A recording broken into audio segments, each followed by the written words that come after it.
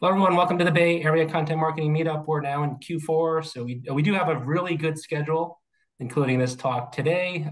But check our page. We have got a whole bunch of talks for the rest of the year, including an in-person in San Mateo on October 26th. Today, we're with Chad Eckes, founder and principal of C Squared E. Chad's going to talk about gaining market and customer insights through in-depth interviews. Interviewing people effectively is a skill that takes practice, and extrapolating the key takeaways from interviews should follow a process to ensure efficiency and actionable next steps. Chad's going to cover 9 key activities in an in-depth interview project and the 7 key outputs and deliverables from those interviews. He's going to make all the templates and examples available after the session, so I'll send that out to the group. Chad, thanks for being here, and take it away. Thanks, Dennis, and good afternoon, everyone. Pleasure to be here. Thanks so much for having me. I'll be going through a bunch of slides today, talking through them. But first, let me just give you a quick background on myself. Again, I'm Chad Eckes. As Dennis said, I am the sole proprietor and founder of C Squared E. I've been in business as an independent consultant since 2008. My focus is on go-to-market strategy for B2B software and SaaS companies. And in the introductions before we started here, I heard a few of you are in that space. So I'm glad to be with you today.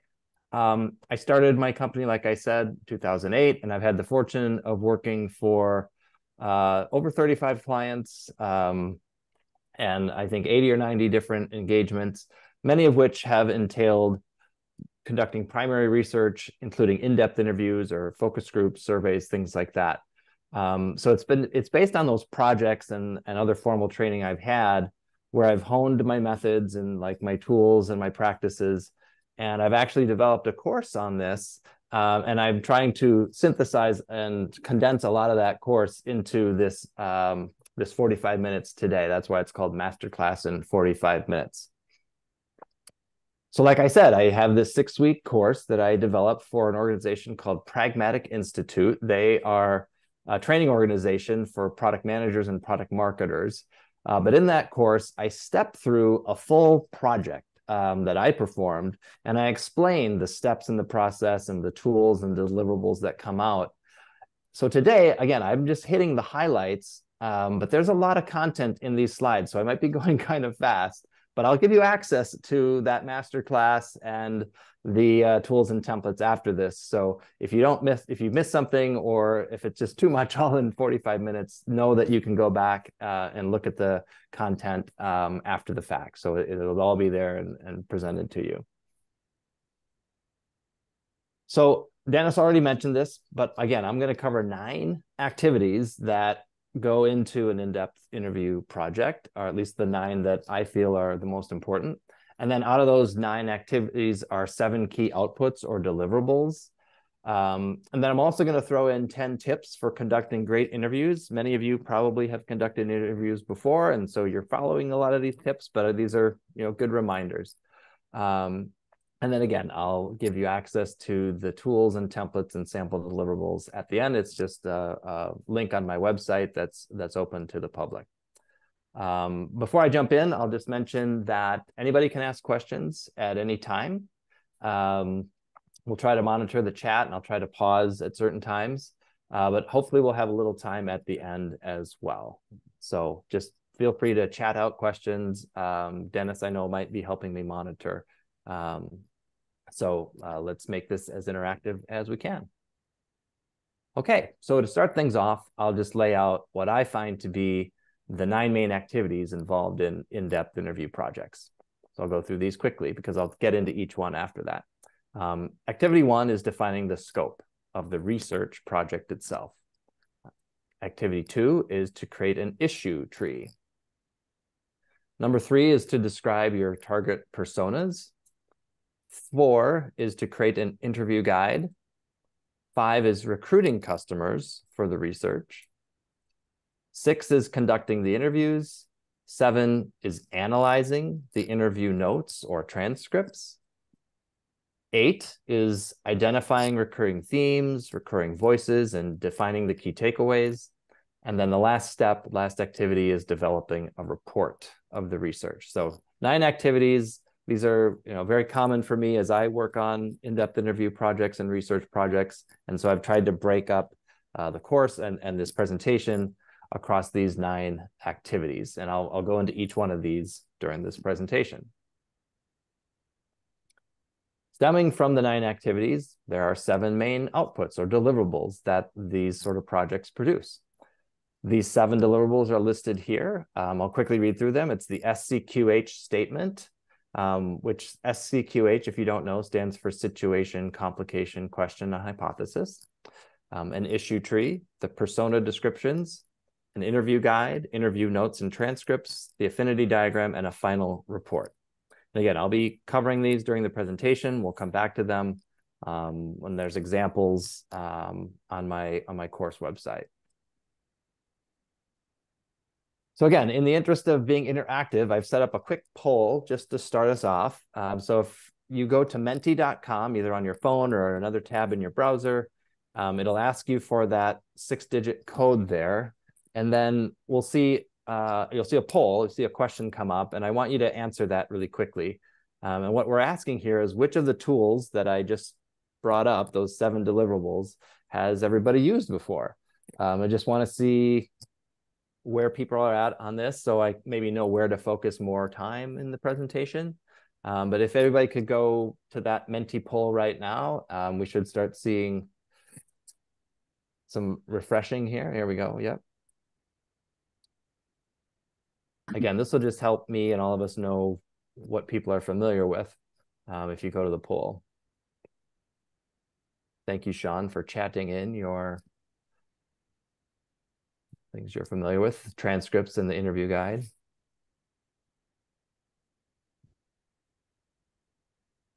So far, just one person. I thought I just did, but I don't see it reflected. Okay. Same. I will verbally answer interview notes and transcripts as well. Okay. Well, maybe my silly poll isn't working very well, so I'm sorry about that. I tested it beforehand, but either way, some of you have chatted in that transcripts and interview guides are familiar, and my guess is that that's not too uncommon. When I've done this presentation before, people have been less familiar with the SCQH and the affinity diagram. So we'll just move through this equally, each particular outcome or each particular deliverable, each particular step in the process. So sorry about the poll not working, but it's trying to be more interactive. All right, so I will get into these 9 activities, and the first one is defining the project scope. So where to start when you're thinking about these projects? Often what I find with clients is that there are too many unanswered questions, too many things that they want to research and challenges they're wrestling with. I also find that my clients struggle to get focused when they charter a research project that involves customer interviews or market interviews. So when you're faced with that, when people are faced with that, I always try to help define a really sharp focus to the projects, because you can't boil the ocean, of course, and you can't get everything answered all at once with all the resource and time constraints. So to help me and my clients focus, I like to use this framework called the Situation, Complication, Question, and Hypothesis Framework, SCQH. So the definition of SCQH is really, it's like telling a short story about the situation, that a company or a product or a line of business is facing. So it frames a question about what the company might need to do to solve the problem.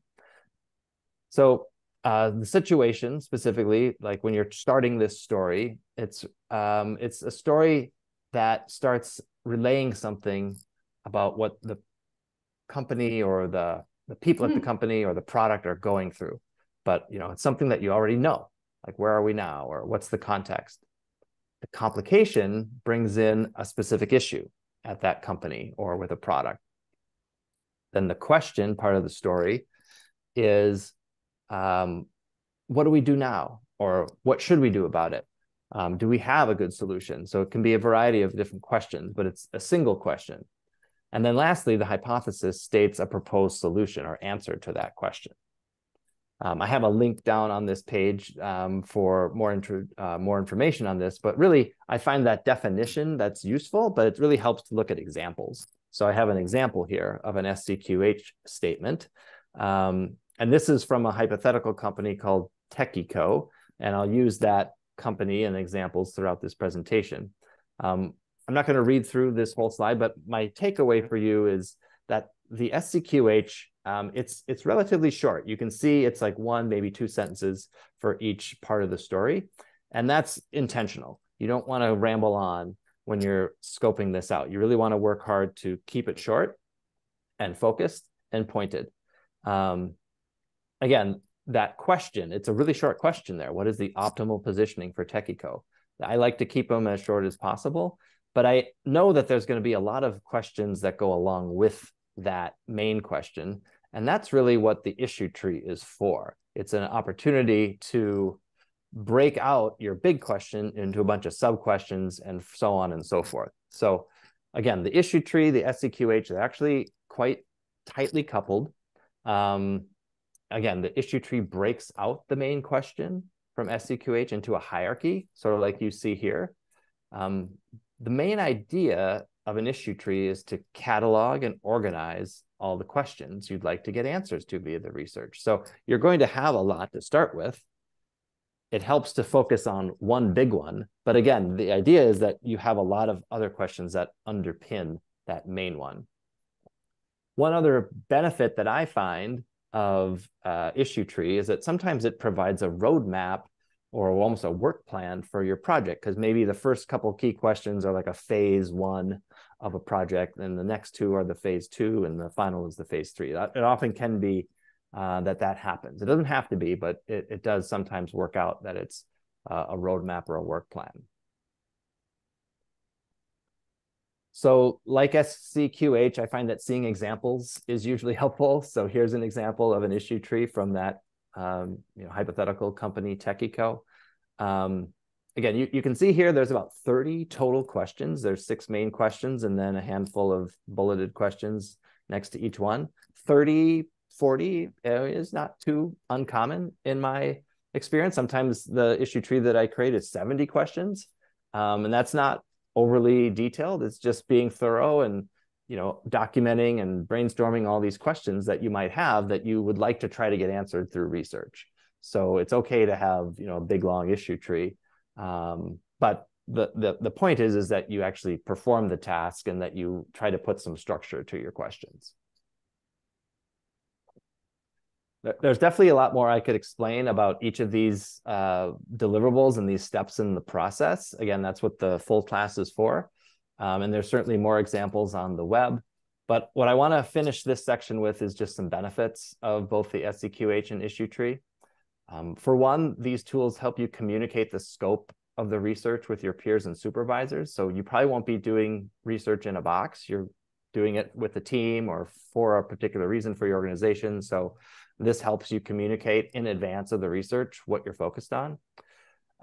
It also, developing these documents helps you understand the depth and breadth of the research you're embarking on, right? So you're going to get an idea pretty early on if you develop the issue tree, like just how much work do we have in front of us. As I mentioned at the start of this section, using SCQH and the issue tree helps you focus the research. So you don't go overboard with trying to solve too many problems with one project. And then fourth, the issue tree can provide some of a work plan. I mentioned that. And then lastly, having these artifacts created will aid you downstream when you approach the next activity in the process, which is to develop persona descriptions, I should say. Okay, I'll do a quick pause here. Any questions about SCQH and issue trees as far as those first couple steps in this process?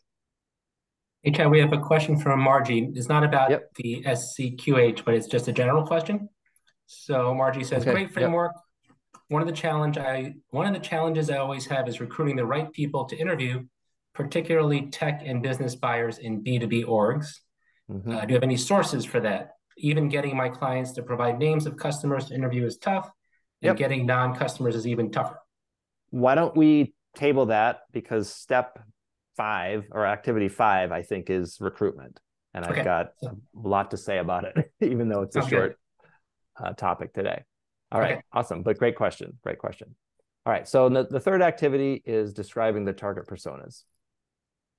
So in trying to determine who you want to interview, you're likely thinking about this when you're creating your issue tree, right? Like, you're thinking about these questions, and you're probably also thinking, well, who's going to answer them, or who am I wanting to answer these for me? They go hand in hand in many ways. So what do we want to know is the issue tree, but who we want to ask is, again, this point of the process. And there's a lot of different answers to that question. It could be, as Margie was saying, it could be your existing customers or users, or it could be purchasing decision makers. It could be influencers or experts who, they don't necessarily buy your product or service, but they influence it, or they're just experts in the market. It could be potential users. So again, they might not be your customers yet, but you want them to be, right? And then it could be, again, customers of competitive products. They're potential users, but they're using your competitor right now. All of this is to say that there's multiple people that you could be trying to reach with your questions, but that's not always great. In many ways, I would propose that you want to focus your interviews and who you're going to talk to into a smaller group of people, even though you might be able to get great answers from, say, all 5 of these bullet points here. So my next slide is really a point on defining the who, and that they be focused and specific. So again, I think it's important to keep your list of personas pretty small, like maybe 2 to 3 type of personas, because you want to interview people who have a fair amount in common, so that you can identify meaningful trends in their responses. If you have a wide variety of types of people who have different jobs at different types of companies or organizations, you might get a lot of great data, and they might be easy to get to, but you're not really necessarily getting meaningful trends because they don't all have the same sort of job. So when I say focus and specific, I mean, again, 2, maybe 3 key personas. And I also think it's important to get pretty specific. So I put up a quick example here where you may think vice presidents of supply chain is specific enough, but I think it should be something more like vice presidents of supply chain at tier 1 automotive suppliers that have purchased a robotic palletizing system in the last 24 months. So super specific. And again, that's going to lead to better trend finding in the results. So besides just creating a specific label for the personas you want to interview, like which title or which division are they in, what industry, I think it's important to actually create 1 or 2 pages of a definition. And in some cases, these might already exist in your organization. I find that a lot. Marketing departments, product management often creates personas. So if you got them, that's great. But if not, I think it's a good step to take in a research project to just put something on paper, and you can find templates online, and they're really great. And it helps you ask certain questions about the personas and answer those questions, so that you and your team can know who you're really trying to talk to, who you really want to communicate with. So I think it's important to have these, because again, you can think about it in advance, you can share these across your team. And that sort of leads me to these benefits and that's definitely one benefit, right? It's an easy format for you and your team to discuss. Another is that by the end of the interviews, by the end of the interviews, you're going to be able to identify meaningful and actionable trends, because a lot of these people you talk to all came from, a similar background. They all fit that persona description. This also helps in that if you've developed these personas, let's say marketing has developed personas, and then you talk to a bunch of them, now you know even more about them, and you can add to the persona document. You really know what it's like to be a day in the life. And then lastly, again, leading to the next step in the process, it helps keep the interview guide focused, because you're fashioning the interview guide and these questions for specific people. Okay. I'll pause again. Any questions? I'll try to look on chat here. Not sure I see any. Sean asked, how do you differentiate between ideal customer profile and persona, or are they the same? Oh, I mean, it depends on the context, right? Like if your research project is going after your ideal customer profile with your interviews, then sure, use that. But in some cases, you might be looking for, again, an influencer or a channel partner, or, again, depending on the difference between your ideal customer profile and what you want out of the interviews depends on whether the persona is your ideal customer profile or not. But sometimes they would be the same because your research is going after those ideal customer profiles. Hopefully that makes sense and answers the question. All right, I'm going to keep going, but again, chat out questions anytime. So the next activity is creating an interview guide. And again, just to define it, so we're clear on what it means or what I think it is. It's an interview guide is just that. It's a guide. It's a document that's going to list out all the questions that you want to try to ask in an interview. It's a reference, like I said, and it helps you stay on task. It helps you document in advance of the interview, what questions you want to ask, what sequence, and how they're organized. I'm showing an example or a partial example of an interview guide here. I personally like kind of the table approach where I have my main questions kind of in the first column, and then I have like drill down questions or things to listen for in another column.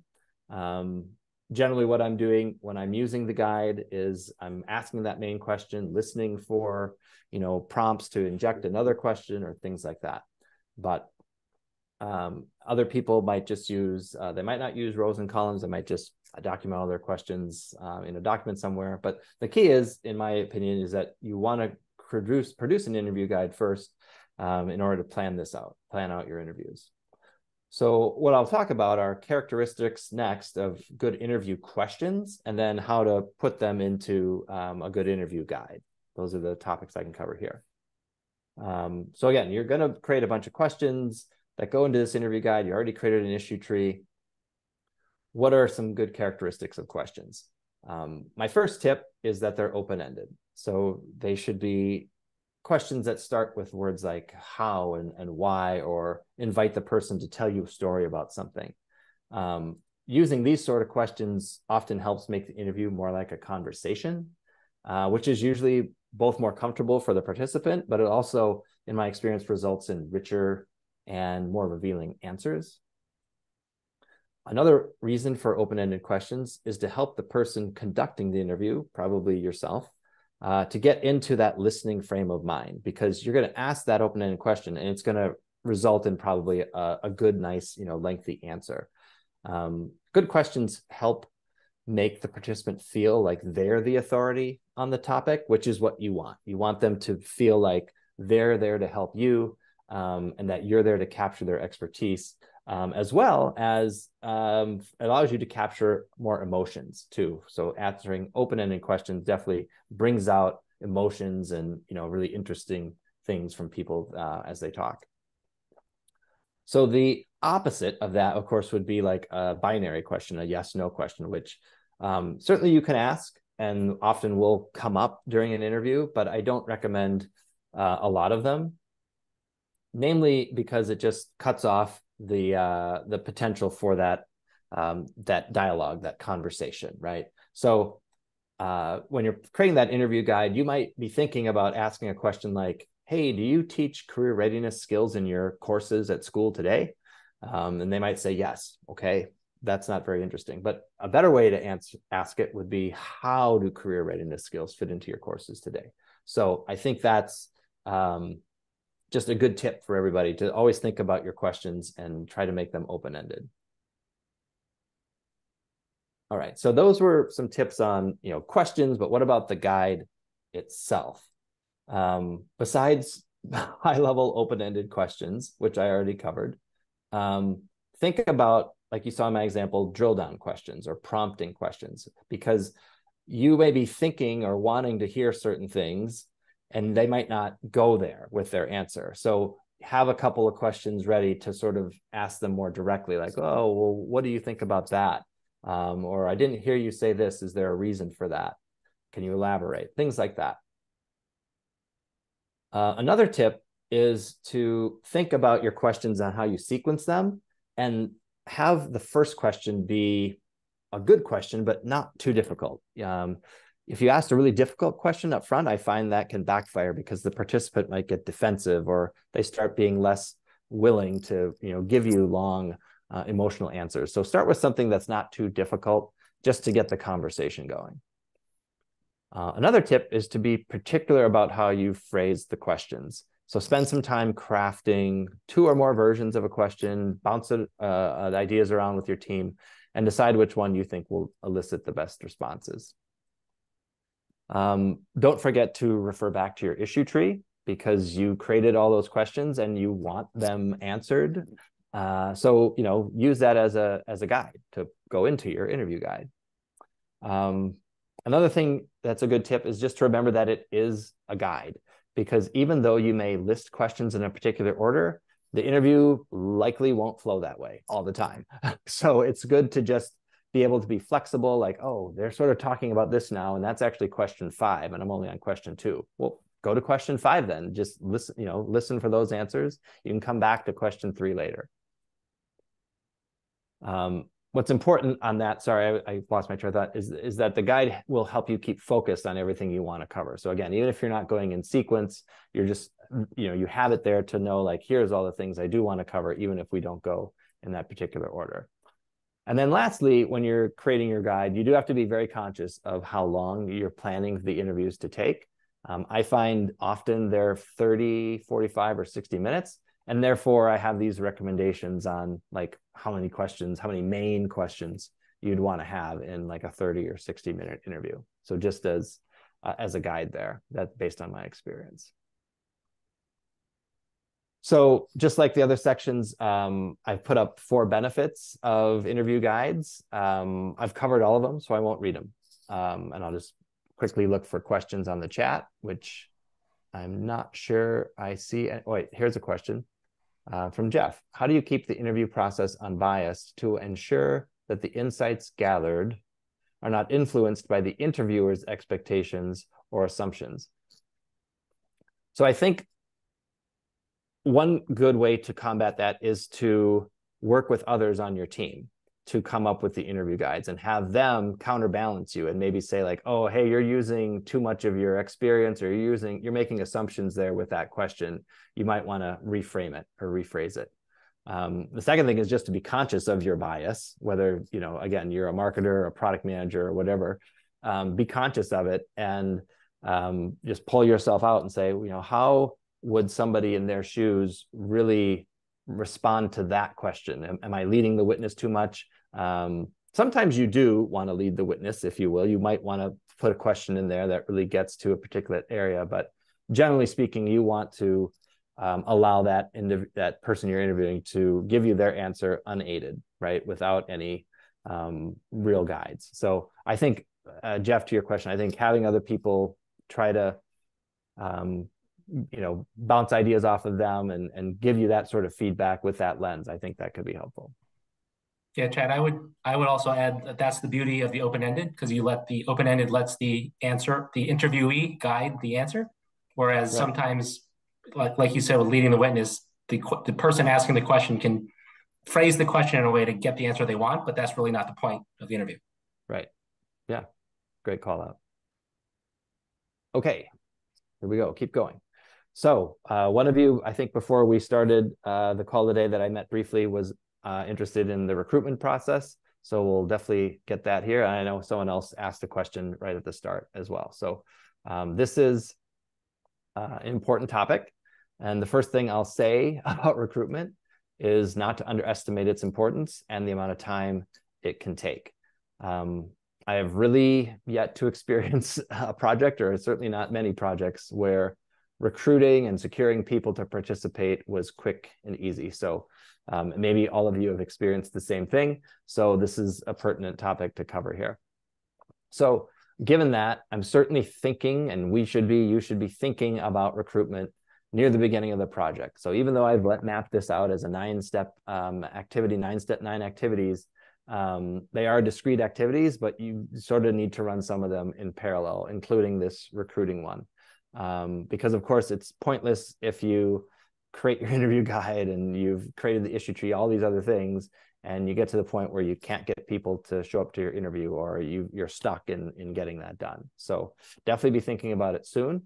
The recruitment methods are going to differ by project and dependent on who you try to recruit, whether that's customers, potential customers, etc. So what I'll cover here are things to consider with your recruiting based on who you're trying to recruit. And hopefully this will be helpful advice for people. So for starters, I'll talk about the situation when you want to interview your existing customers. The first thing to consider here, I think, is whether you personally can recruit customers yourself or if you need help from other people. Sometimes you do have the Rolodex of customers and you have a good number of them, and you can send them emails or call them and ask them to participate, take time out of their day. Sadly, it's often my experience that a single person doesn't have all the relationships they need within that organization. So you have to ask other people on your team to help. So given that this is often the case, my advice is to provide every piece of information you can about the research to the people that are going to help you, whether that's your account managers, your sales team, marketing, whoever it is. You need to be ready to give them a lot of information about the research, which is why all those other deliverables were created in advance. So namely, what you should spell out are things like the research objectives, like why you're doing it, the key questions you're seeking answers to, which again, could be those key questions in the issue tree, the personas you desire to interview, the length of time you're targeting. And then that last one there is super important, and that is what's in it for the interview, what's in it for them, right? Like what do you got to do to kind of incent them, that person, that customer, to show up and be in an interview. So in regards to that, I've got some ideas here to share. Again, you should always strive to offer something of value to the people you're recruiting, whether they're your customers or not your customers. There's a handful of options that I've used. One is you could offer insights on the market and what you're hearing from others. So essentially you're doing this research and you'll share out to other people, what you're hearing, and just through the conversation itself.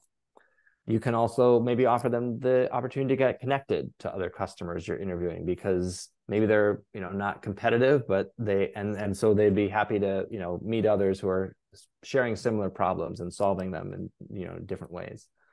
Another idea is that you actually create a report or you share the data from your research because people will find that valuable. Sadly, it also can come down to money. And maybe some of you who have done interviews before are they've realized this, and it takes monetary incentives to take people, to get people out of their flow of the workday or out of their day-to-day and answer your interview questions. So be prepared for that, and also as you're chartering these projects, just recognize that you might need budget for this sort of thing. Now, my first slide was about recruiting customers. This slide's about recruiting people who are not your customers, which is generally a little more difficult often, just because they don't know you as well. Again, the main thing is to figure out whether you can recruit these people yourself or if you need help. And I have found there are a good number of ways to get prospective customers or other experts, but sometimes it can require getting creative. So some of the avenues to recruiting these types of people are your own relationships. Again, you may know individuals who are not your customer or that are prospective. So see if you can leverage them. Go out and ask them. At least they're one click away from knowing you and your organization. But if not, you can try to leverage your network, whether that's people in your organization or beyond. Do they know your target personas? Are they working with people that would be the right personas for you to talk to? Working with people in your organization to get to your targets can work well. Of course, again, it requires you to engage them and spend time with you. And again, that can be challenging. So again, when you have to go to another person in your organization or someone in your network, you have to think of what's in it for them and what's in it for the interviewee. So we've kind of covered that already, but you have to be thinking about that and you have to make it worth their while. Another avenue is, there might be data in your organization's CRM, or maybe you're just going to look through social media, or maybe you purchase a list. That's all very possible. But the challenge here is that you're then going to be cold calling, most likely, right? These are people that are too far away, they're too separated from you. That might yield a much lower number, but it's definitely an option, and I've used it multiple times. It can come down to those incentives again, like what sort of incentive are you offering? And again, how forthcoming are you with the information that you're trying to get? So again, what may happen at the end is you have to get a recruitment firm. There are many of those that do exist, and I'm happy to give referrals to people after this if you're looking for recruitment firms. They'll have pre-existing panels of professionals and consumers who are willing to participate in research. But again, they're signed up in anticipation of getting some sort of monetary or some sort of incentive. So just again, know with a recruitment firm, you're going to have to pay, both for the firm and for the participants. So I'll round this out again with some tips on recruiting, a few of which I've probably already covered already. But again, the first is to clearly state your objectives and reasons for conducting research with the people you're recruiting. The second is to explain why you want to talk to them. Like, why are they special? Why are we calling them out? Because that, again, that's maybe buttering up a little bit, but you're definitely making them feel special. Like they have unique information that you want to try to extract from them. Third, definitely, again, offer something in value. Like we've said, it could be an Amazon gift card, it could be a report of the research, etc. But you almost always have to offer something. And then the last one is just being genuine and approachable, just curious, courteous and appreciative in everything you do, whether it's an email, a phone call, however you're reaching out to people. Just be very respectful, because that'll win more hits than not. All right. So Margie, you would like to hear recommendations on recruitment firms and expect for budget. And then how many people do you need to interview? I'm going to maybe take that offline with you. It's probably a longer conversation than we have time for now. And I already see we're getting close to time. We're about 15 minutes away. So I'm going to get through these last 4 activities, maybe have a few questions at the end. But I can definitely take that question offline and things that other people are asking here. But thanks for the engagement. This has been great. So now we're to the point in this process where, again, you've done the preparation, you've actually recruited people, and it's time to conduct the interviews. So I have a number of different things to think about in this regard. So my first thought is on like the medium in which you're doing the interview. There's 3 main options, in my opinion. There's the phone, there's the video, there's the in-person.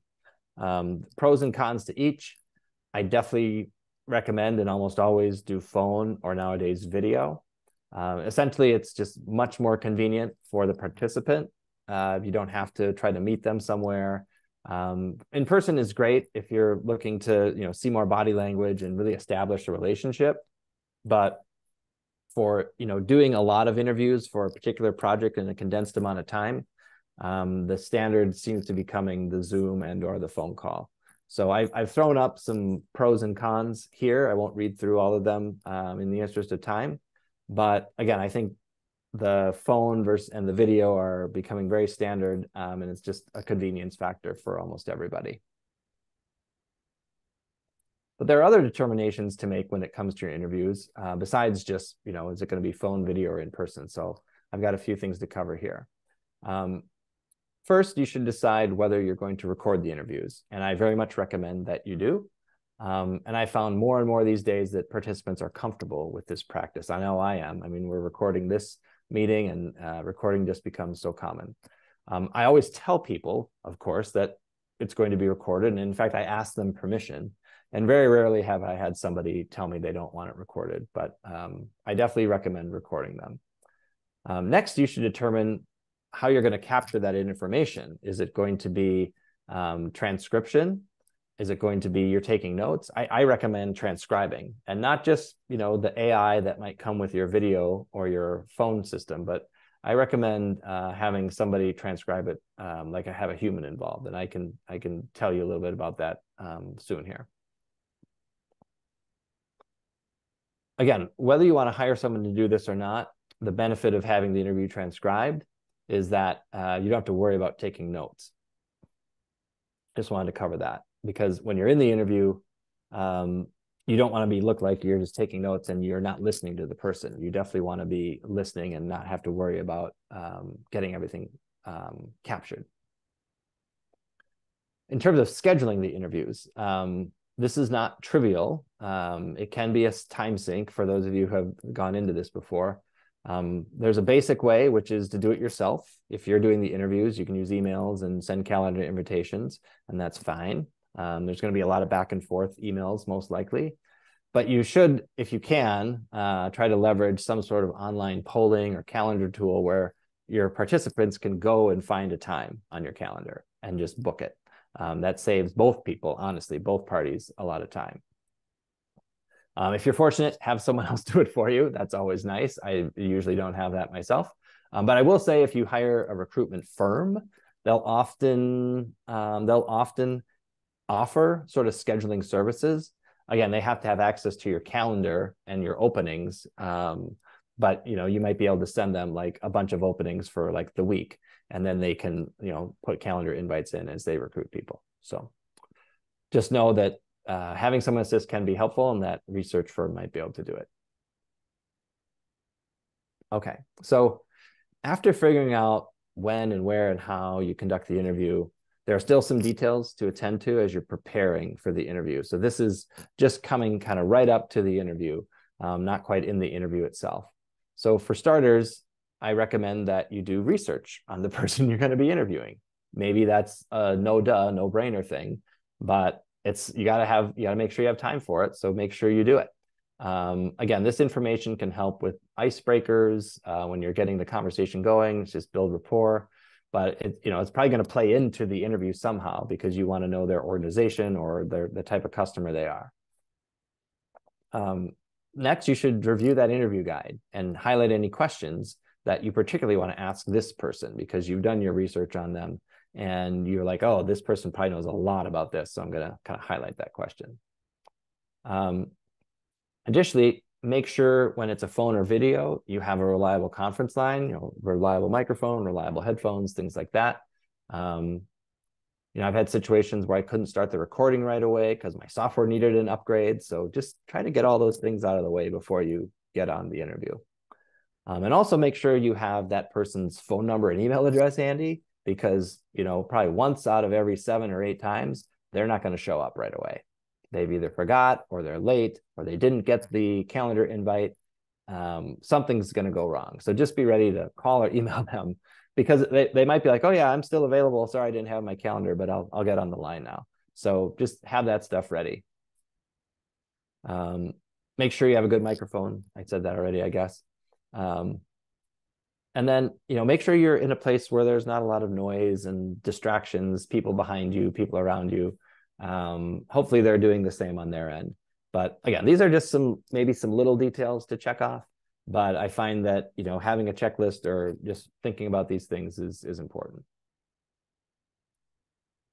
Okay, so I've covered a lot of things already about the interview itself, but now I have these 10 tips to consider for when you're actually in the interview. And I prefaced this presentation at the beginning that I would get to this. So here are my 10 tips when you're conducting the interview. Hopefully these are things that make a lot of sense to everybody and you would do these naturally, but it's a good set of reminders. So the first one is to arrive early, because your participant might arrive early and you don't want to have them wait. But either way, it's just good to be early, certainly on time. Don't be late. Next, greet the participant by name and use their name frequently in the interview, because people like to hear their name, and also shows that you're engaged in the conversation. You kind of want to get to know them. 3, Start the interview by explaining your purpose and ensure the participant is clear on the scope of the interview, right? Explain why you're doing the research, confirm the duration of the interview that's been agreed to, confirm that the recording is okay with them. I mentioned that, and that the information will be confidential. Like, it's between you and them or you and your company. It's not going to go public or anything like that. Fourth, remember to start the recording, just like Dennis did at the beginning of this call. So try not to forget that. If you need a sticky note on your screen or somewhere near you, fine. Just make sure you remember to start it. Fifth, start with that meaningful but easy opening question. Talked about that earlier. Number 6 is to listen, right? Again, your job is to listen, be curious, let them talk. The interview is about them less than it is about you. And so again, your open-ended questions, your interview guide should help you with that. But they should be doing, 85, 90% of the talking probably during that 30 or 60 minutes. My 7th tip is that you probably still do want to write some notes. I said earlier, if you're recording it, don't be busy typing a bunch of notes, but it does help you, look engaged. If you're typing a few notes or writing a few things down, it also will help you rephrase things back to them to make sure you understood them if you wrote something down. And to that point, during the conversation, during the interview, often do restate or rephrase what they said, because that shows you're listening. So it's just a good practice to get into, whether you have to write it down and then say it, or just be listening and know that you're going to say something back, like to make sure you understood it. The 9th one is to watch the clock and your interview guide to make sure you're going to get through the key questions, and then end the call with a sincere thank you. Again, often I find that my participants are thankful for being part of the interview. They learned something, they feel valued, they feel like they got something out of it. So you should also, be sincere with your thank you, because you are thankful. It was, something that they took their time out of the day to do for you and your organization. So real quick, one of the questions I see here from Sean is, what interview annotation markup tools have you used or can recommend? So if you're talking about during the interview, if I'm on a video call, I'm just taking notes in my interview guide. Or if I'm in person, I might have the printed interview guide and take a few handwritten notes. If it's like a notation tool for when you're reviewing transcripts, I'll cover that right now. I'll get to that probably right now. So again, you've conducted the interviews, you need to review them at this point.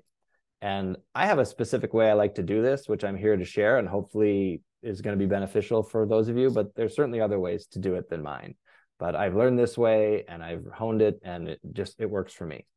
And to that end, I'll disclaimer this with the fact that I'm an analytical person. I like data, I like spreadsheets. So I like to create a spreadsheet when I'm analyzing interview transcripts. It's a simple spreadsheet where it's got a column for person, a column for their statement or a quote, and then this column for theme. So let me kind of walk through this. As I'm reading the transcripts or going over like my detailed notes, but hopefully it's a transcript, I'm going to read something and say, oh, that's pretty profound, or that answers that question very directly. I'm going to just quickly cut and paste it into a cell. Again, these could be direct answers to the questions, but I'm looking for things that might also have emotion in them, like they're very positive or very negative. Anything that just jumps out at me, and hopefully I'll remember it from the conversation and I'll see it there in writing.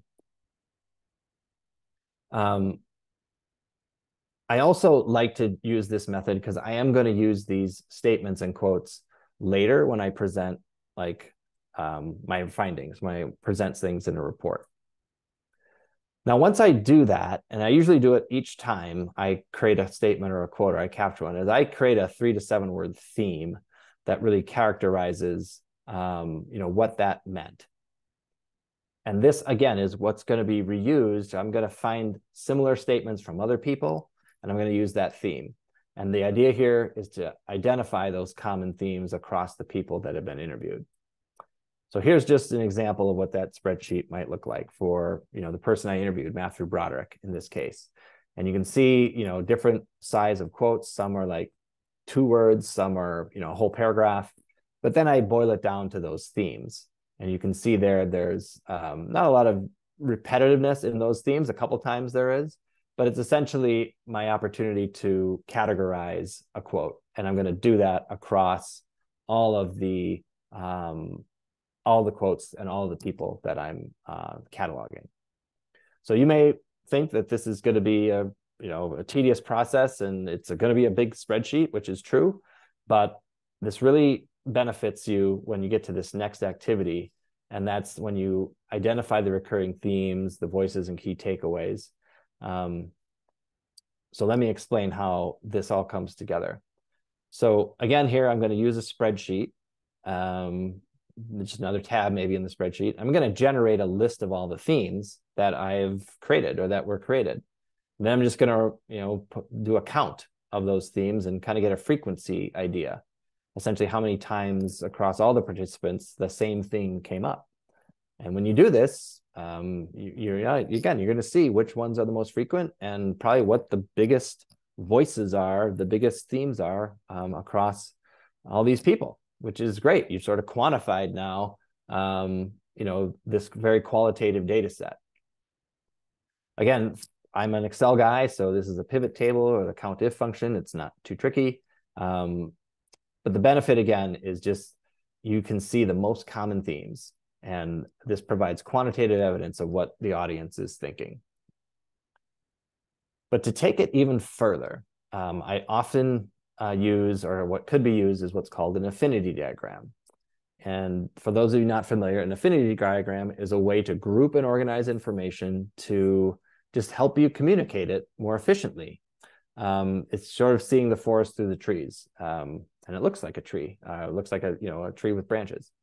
The way to build the diagram is to look for similar themes or to find high-level themes that encapsulate a group of lower-level themes. It's just, you were looking at all those quotes before at that level of granularity. You kind of rolled it up one level to these themes, but now you're rolling it up another level, or at least you're trying to. And I often find it is possible. Like, you might not realize it when you start this effort, but it is usually pretty possible to roll these up. And then you start to see a story evolve in terms of,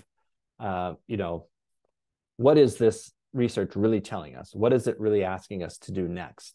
What are customers or what are people really saying out there? And what are those key themes? Just a couple points here. Again, not every theme needs to be rolled up to one or find a spot on the affinity diagram. That's not necessarily. But another thing is that it might actually help you reduce your number of themes, because maybe in that big spreadsheet and you're doing themes, some things were actually more similar than you thought. And when you look at them and you kind of zoom out and you just look at the themes, you're able to group them, which then that changes your rankings and your frequency, and that might become a bigger part of your final story. Here's just an example in a spreadsheet. And again, here is where, like, you look at the themes down the left, you look at their frequency in that count column, and then the affinity diagram aspect sort of comes into play in that major themes column. So that's that part of the affinity diagram. I didn't actually draw it into a tree in this case, but you could.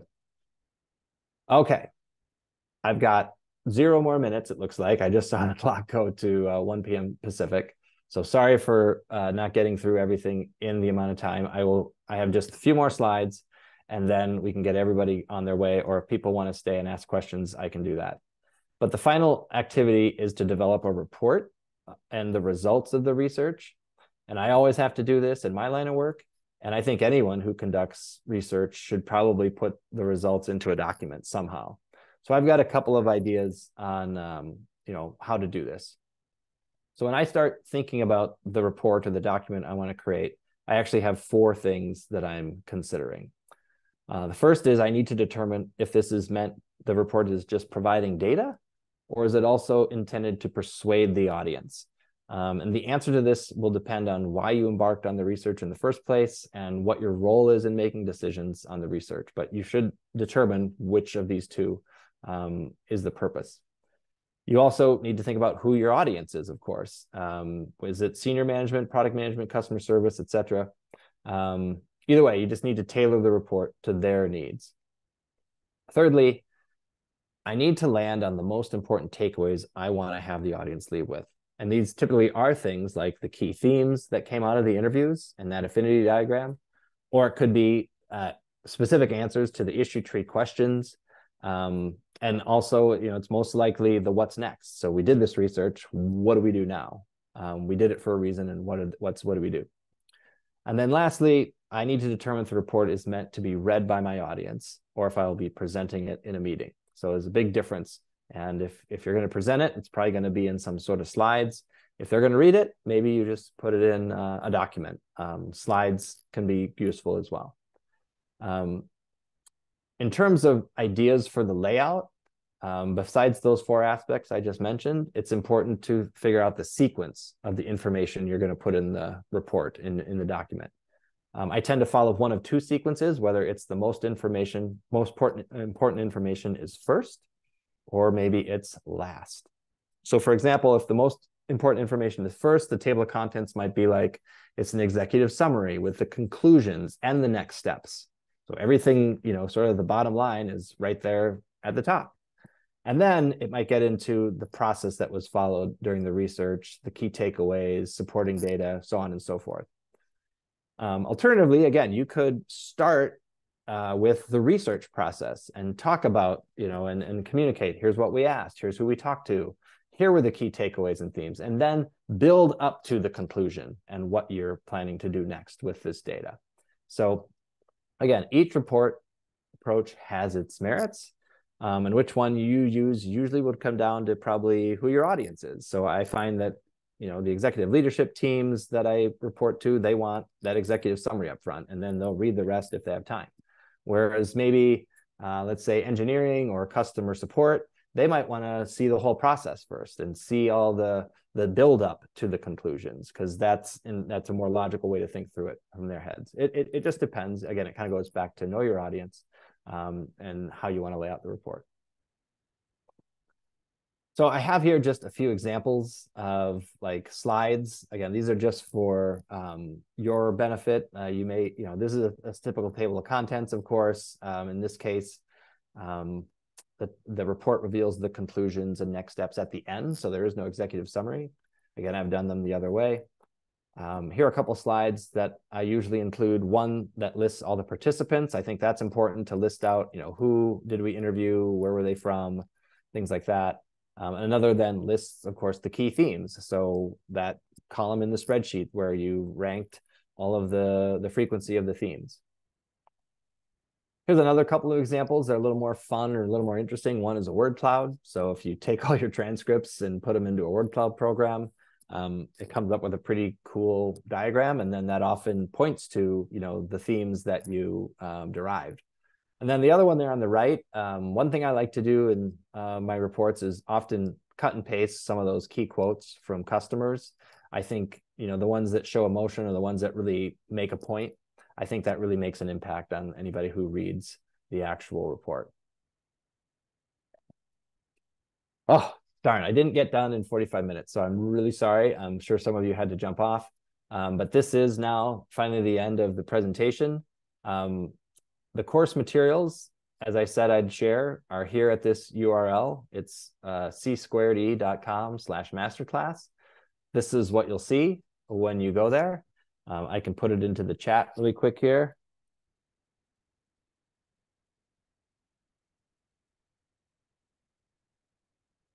And I'll say thank you again to Dennis and to the Bay Area Content Marketing Meetup for having me today. That's my contact information. If anybody wants to follow up, I'm still available and happy to answer questions if people have them now. So thank you very much. Thanks so much, Chad.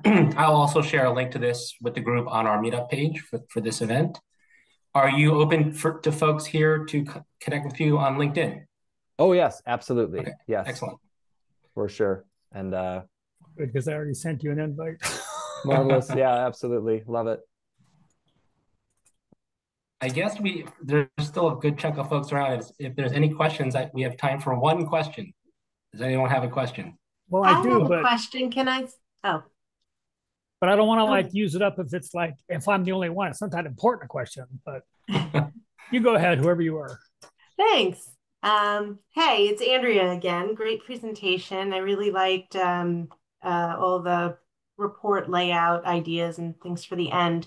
I guess I'm just wondering, is there an easier way to be taking notes during the interviews so that you're not pouring through the transcripts and rewatching them afterwards?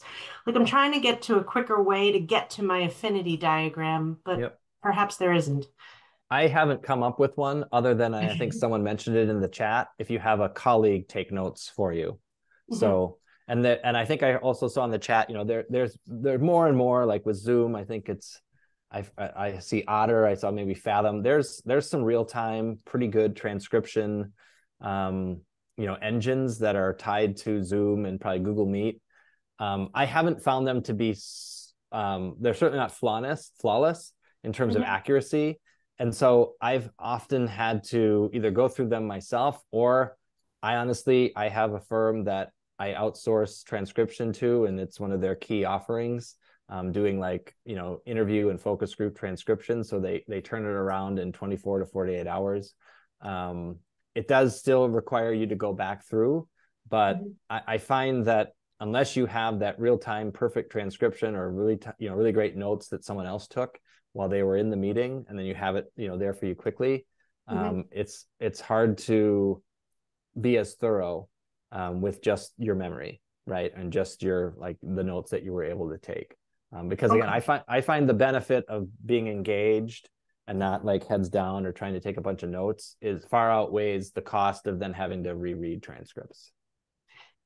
Okay, yeah, that's fair. Can I add something to that?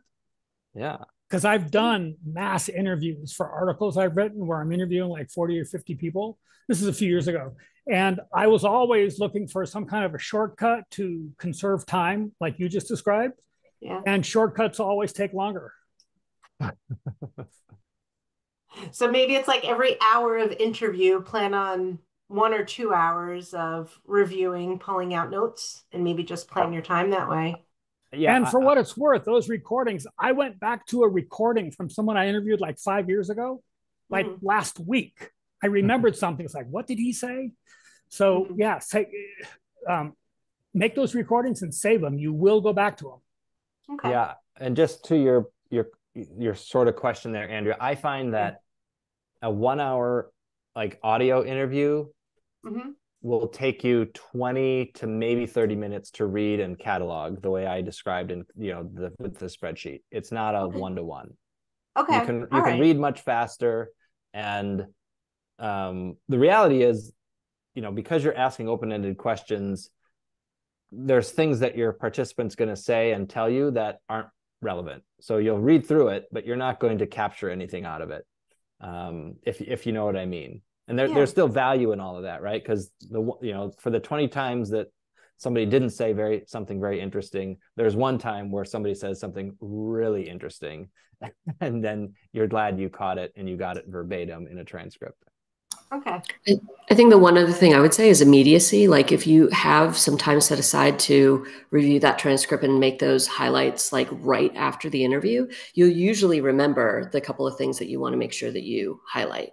So, the longer you wait, the more you're going to forget what that person said.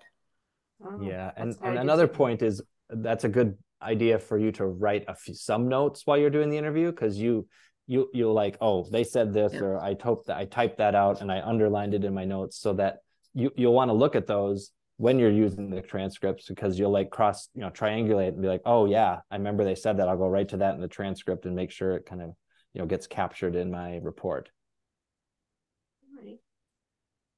Thank you. Sure. I can't figure out how to get this down to 45 minutes. That's an aspirational. Well, it's all high quality stuff, Chad. And if you haven't seen in the chat, there's been compliment after compliment. So thanks so much for your thank you, everybody. Today. Thank you so much. All right, Chad, thanks again. And thanks everyone for joining us. Stay tuned for more meetups. Check our meetup page for the schedule. Thanks so much. Thank you. Bye-bye. Bye now. Bye, everyone.